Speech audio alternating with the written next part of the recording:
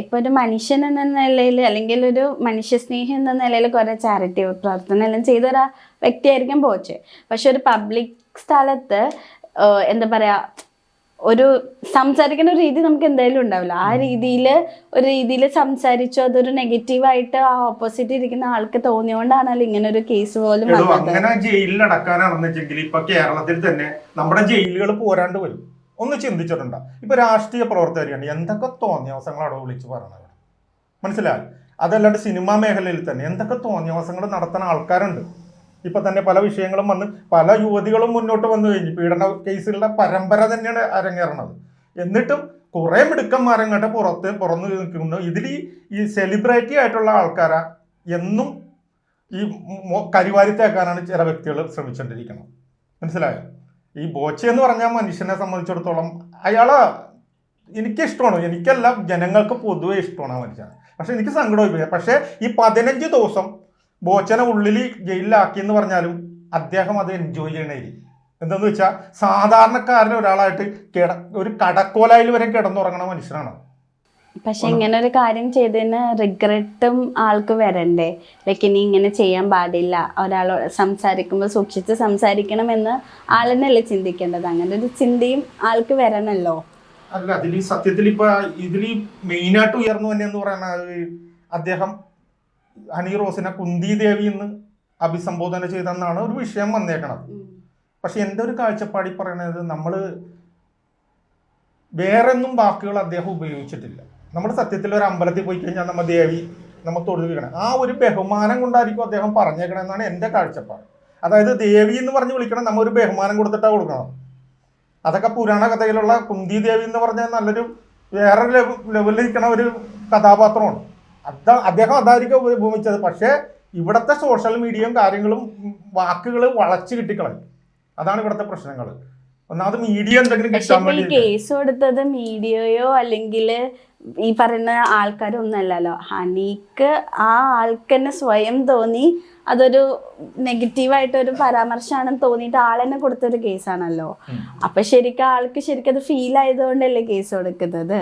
അപ്പൊ ശരിക്കും പറഞ്ഞാൽ ഈക്വലി ഈ പറയുന്ന തെറ്റില്ല എന്ന് നമുക്ക് അങ്ങനെ പറയാൻ പറ്റില്ലല്ലോ.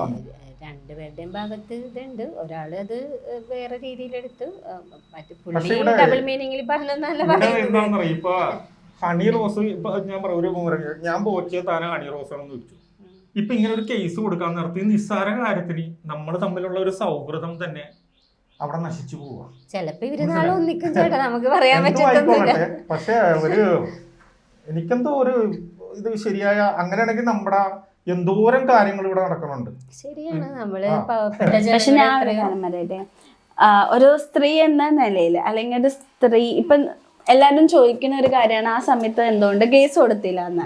ആ സമയത്ത് ഇപ്പൊ എപ്പോഴും നോക്കുമ്പോഴും അത്രയും ഒരു വേദിയിൽ ആ സമയത്ത് പ്രതികരിച്ചിരുന്നെങ്കിലും എല്ലാരും ഇതേപോലെ സപ്പോർട്ട് ചെയ്യോ? ഇല്ലല്ലോ. അതുമില്ല. അതാണ്. അപ്പൊ ശരിക്കും പറഞ്ഞാൽ ജനങ്ങളുടെ അനുസരിച്ച് ഇത് ഒരു അവസ്ഥയിൽ അങ്ങോട്ടും ഇങ്ങോട്ടും മാറേണ്ട ഒരു അവസ്ഥയിൽ എല്ലാ സ്ത്രീകൾക്കും വരുന്നത്. സ്ത്രീ മാത്രല്ല, ഇങ്ങനെ പല പുരുഷന്മാർക്കും വരുന്നുണ്ട്.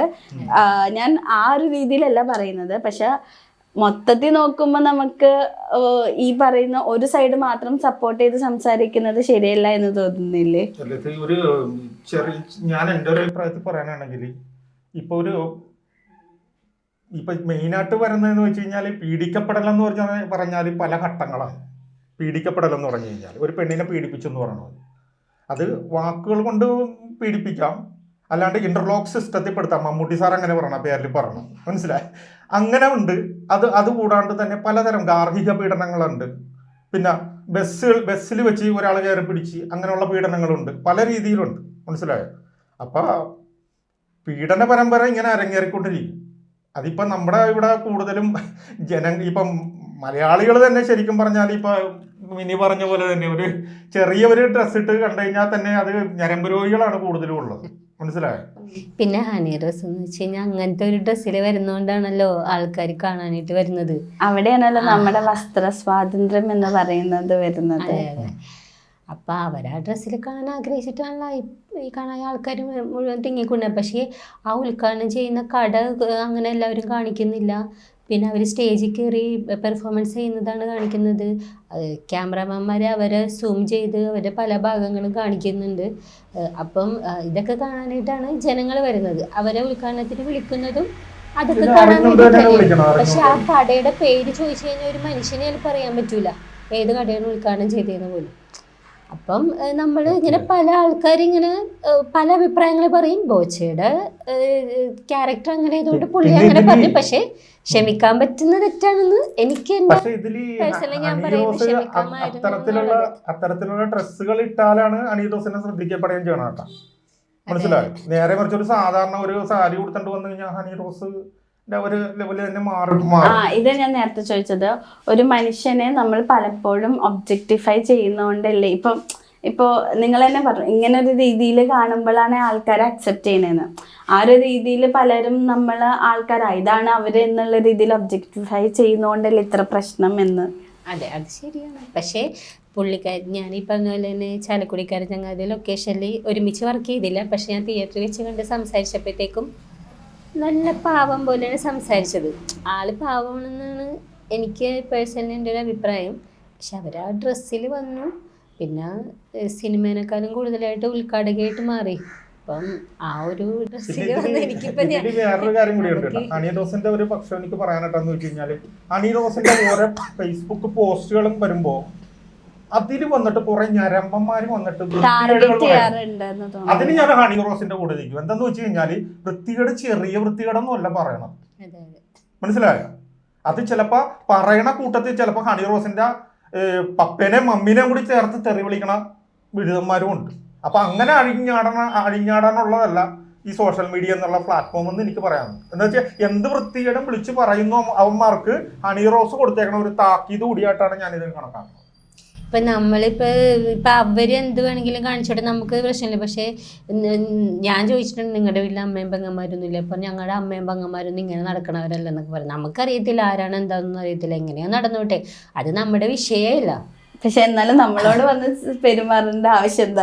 നമ്മളോട് എന്തിനാണ്? അത് നമ്മുടെ ഇഷ്ടമല്ലേ. ഒരു റീല് അവർക്ക് കാണണമെങ്കിൽ അവര് വേണ്ട അത് കിറ്റ് ചെയ്ത് അവർ പോയിക്കോട്ടെ.